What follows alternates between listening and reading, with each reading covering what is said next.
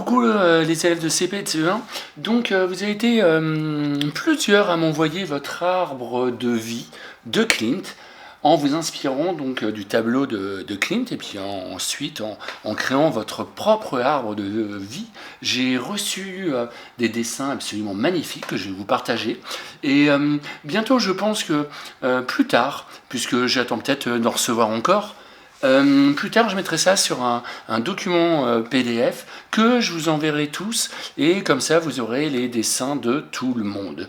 Alors là, je vais vous présenter rapidement sur mon ordinateur ce qui a été fait pour l'instant. Alors ça, c'est le tableau original de Klimt et puis on a Hector. Hector qui nous a représenté cet arbre. Là maintenant, on retrouve Irène. Là, c'est le travail de Louis.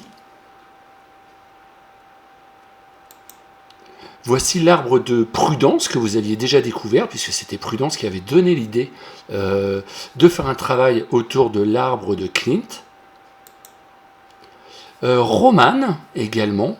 C'est l'arbre de Romane qui a fait ça.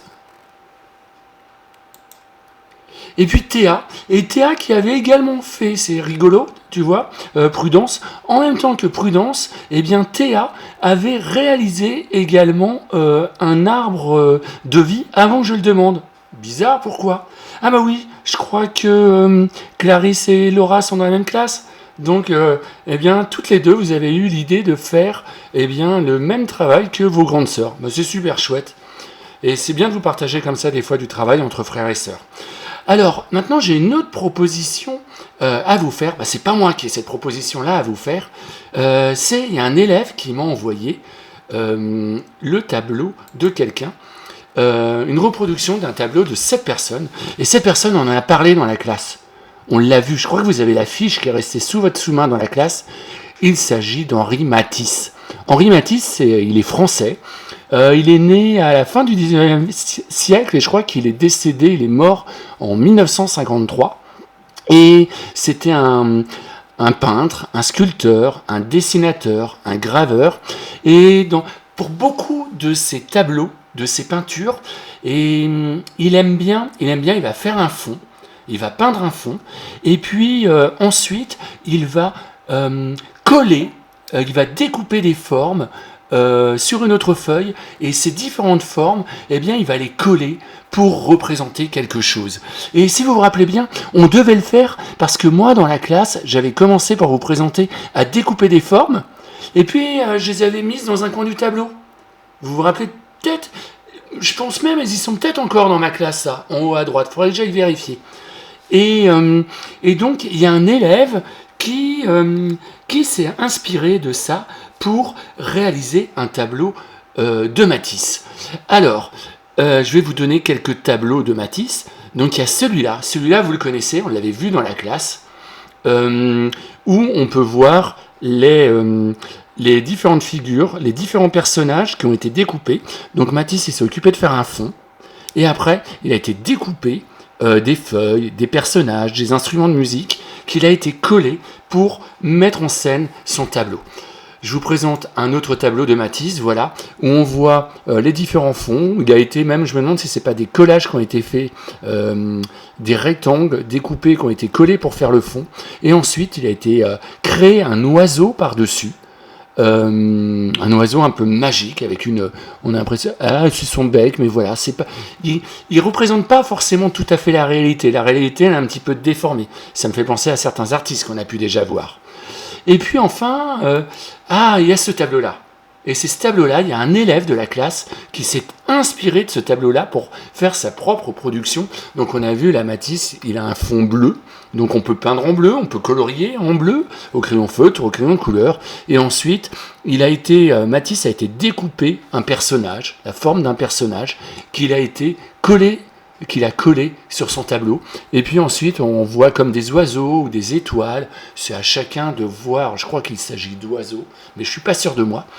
Et voilà, qu'il a découpé et qu'il a été collé sur son tableau. Eh bien, regardez, on a Hector qui a représenté ce tableau, je pense, oui, pour mieux voir, qui a représenté donc un tableau de Matisse. Donc là, moi, je vous propose pour ce week-end et puis pour la semaine prochaine, eh bien, d'essayer de vous également, avec le découpage, eh bien, d'essayer de réaliser un tableau qui ressemble au tableau de Matisse. Donc vous avez le choix. Hein. Et puis, vous vous rappelez, moi, dans la classe, j'avais découpé... Attendez, je vais me refilmer. Vous vous rappelez, dans la classe, moi, j'avais découpé, je crois, une girafe. J'avais découpé un arbre. Je ne sais plus ce que j'avais découpé encore. Un soleil, je crois. Je ne suis pas sûr. Et après, tout ça, on peut mettre en scène. Donc, à vous de découper vos formes et puis de créer un fond sur votre feuille de dessin pour ensuite venir coller et mettre en scène toutes ces formes qui ont été découpées pour aller représenter quelque chose de magique, quelque chose d'imaginaire. Et n'hésitez pas, si vous voulez, je trouve que c'est une très très bonne idée là, qu'a pu avoir Prudence, qu'avait Théa aussi. L'idée, donc, la Dector, de me présenter un nouveau tableau. Vous savez, vous avez Musette Morissette. Je crois que vous l'avez emmené, Musette Morissette. Eh bien, n'hésitez pas à lire Musette Morissette, et à l'intérieur, vous allez peut-être retrouver des artistes. Essayez de partir à la recherche, à la découverte de... Vous avez le droit de vous faire aider par papa et maman. Qui ça peut bien être comme artiste ? Et une fois que vous avez trouvé l'artiste, eh bien, je vous demande de réaliser un tableau qui ressemble au tableau de l'artiste, et ensuite de me l'envoyer. Comme ça, je peux le proposer au reste de la classe. Voilà. J'ai mis juste après, pour l'éducation musicale, des petits concerts. Alors, il y a concert d'une copine à moi, d'une amie à moi, elle est avec son mari. Et elle fait des spectacles pour les enfants, elle fait aussi des concerts pour les adultes. Et cette copine-là, eh bien, elle est comme nous, elle est confinée à la maison. Et à la maison, elle joue à faire des petits concerts pour les enfants. Donc ils ne sont pas très très longs, ça dure 15 minutes. Et puis il y a un autre artiste, c'est ma femme qui est tombée dessus par hasard. Et qui a vu le concert, et son concert, il est toujours en ligne. Il s'appelle Thomas Sidibé. Et Thomas Sidibé, il habite à Poitiers avec sa famille. Je crois qu'il a 3 enfants, il habite à Poitiers. Je sais qu'il avait déjà fait un concert à la crèche, quand Lubin était à la crèche. Mais en même temps, il ne fait pas juste des concerts pour les bébés. Hein. Il a une musique qui bouge beaucoup, une musique qui vient de l'Afrique, et qui est super chouette. Donc si tu veux, son concert il doit durer 25 ou 30 minutes, et si tu veux le regarder, je trouve ça très très intéressant. Il vous demande en même temps de bouger, de taper, de faire des rythmes.